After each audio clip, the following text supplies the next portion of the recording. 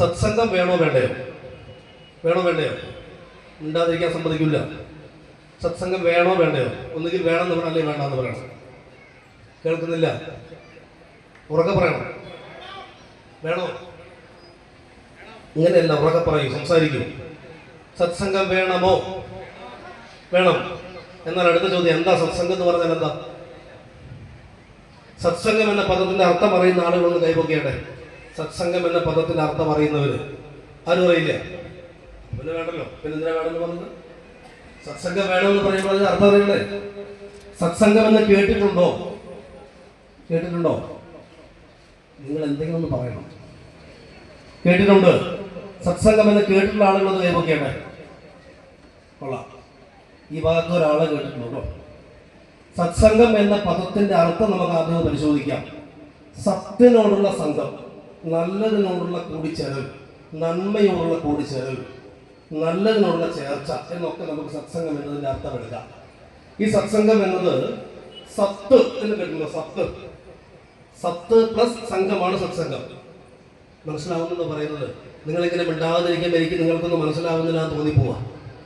സത്തിനോടുള്ള സംഘമാണ് സത്സംഗം. അങ്ങനെയെങ്കിൽ എന്താ സത്ത്? സത്ത് എന്ന് കേട്ടിട്ടുണ്ടോ? കേട്ടിട്ടുണ്ടോ? കേട്ടിട്ടില്ലാത്തവർ അതിനെ തൊട്ടിപ്പുറത്ത് ഒരു അകാരം കൂടെ വെച്ചിട്ടൊന്ന് വായിച്ചു നോക്കൂ, അപ്പൊ കേട്ടിട്ടുണ്ടാവും.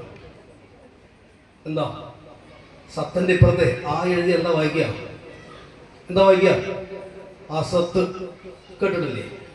കേട്ടിട്ടില്ലേ? കുട്ടികൾ എന്തെങ്കിലും വേണ്ടാത്തൊക്കെ ചെയ്യുമ്പോഴേ നമ്മൾ വിളിക്കും ആ സത്തെ. വിളിക്കാറുണ്ടോ? വിളിക്കാറുണ്ടോ? ഇനി നിങ്ങൾ വിളിക്കരുത്.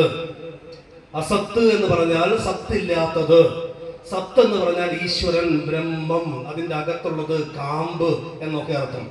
കരിമ്പ് സത്ത് എന്ന് കേട്ടിട്ടുണ്ടോ? അത് കേട്ടിട്ടുണ്ടാവില്ലേ?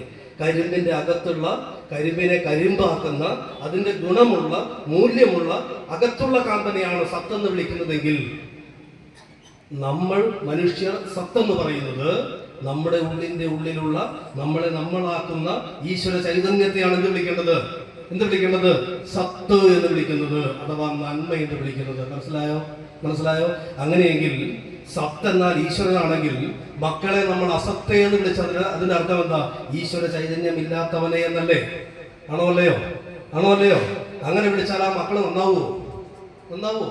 ഒരിക്കലും നന്നാവില്ല. കാരണം എന്താ? അമ്മ എന്താണോ വിളിക്കുന്നത് മക്കൾ അതായിട്ട് മാറും. ഒരു സംശയം വേണ്ട. കാരണം അമ്മ എന്താണോ വിളിക്കുന്നത് മക്കൾ അതായിട്ട് മാറും. നോക്കൂ, കൗസല്യാദേവിയെ കുറിച്ച് കേട്ടിട്ടുണ്ടോ? ആരാ കൗസല്യാദേവി?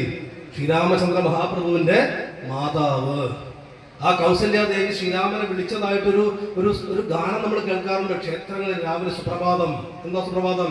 കൗസല്യാ സുപ്രജ രാമ പൂർവസന്ധ്യാ പ്രവർത്തതേ ഉദ്ദിഷ്ട നരശാർദൂല. കേട്ടിട്ടില്ലേ? സുപ്രഭാതം കേട്ടിട്ടില്ലേ? അതിന്റെ അർത്ഥം ചിന്തിച്ചിട്ടുണ്ടോ? കൗസല്യാ സുപ്രജ, കൗസല്യയുടെ നല്ല മകനെ രാമ. കൗസല്യാ സുപ്രജ രാമ പൂർവാസന്ധ്യാ പ്രവർത്തതേ, കിഴക്ക് ദിക്കിൽ സൂര്യൻ ഉദിച്ചിട്ടുണ്ട്. അടുത്ത വരി ശ്രദ്ധിക്കണം. ഉത്തിഷ്ഠ നരശാർദൂല, എഴുന്നേൽക്കൂ മനുഷ്യപുലി. മനുഷ്യന്മാരിൽ വെച്ച് ഏറ്റവും ശ്രേഷ്ഠനായവനെ രാമാവി എഴുന്നേൽക്ക്, കിഴക്ക് ദിക്കിൽ സൂര്യൻ ഉദിച്ചിട്ടുണ്ട്, നിനക്ക് ഒട്ടനവധി കർത്തവ്യങ്ങൾ ചെയ്യാനുണ്ട് എന്ന് കൗസല്യാദേവി രാമനെ വിളിച്ചെഴുന്നേൽപ്പിച്ചു. അതുകൊണ്ട് രാമൻ ആരായിട്ട് മാറി? മനുഷ്യപുലിയായിട്ട് മാറി, മനുഷ്യന്മാരിൽ വെച്ച് ശ്രേഷ്ഠനായിട്ട് മാറി. ഇവിടെ നമ്മുടെ മക്കളെ എന്താ വിളിക്കുക? എന്താ വിളിക്കുക? അസത്തെ, ഓത്തെ, കഴുതെ, അല്ലേ? നോക്കൂ, അങ്ങനെ വിളിച്ചാൽ ആ മക്കൾ ആരായിട്ട് മാറും? അസത്തും പോത്തും കഴുതയുമാവും.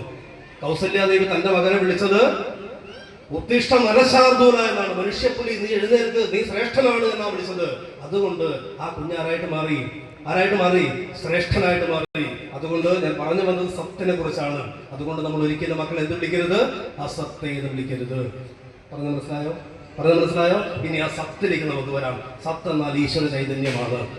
സത്സംഗം എന്നാൽ ഈശ്വരനോടുള്ള കൂടിച്ചേരൽ, അഥവാ നല്ലതിനോടുള്ള കൂടിച്ചേരൽ, നന്മയോടുള്ള കൂടിച്ചേരൽ.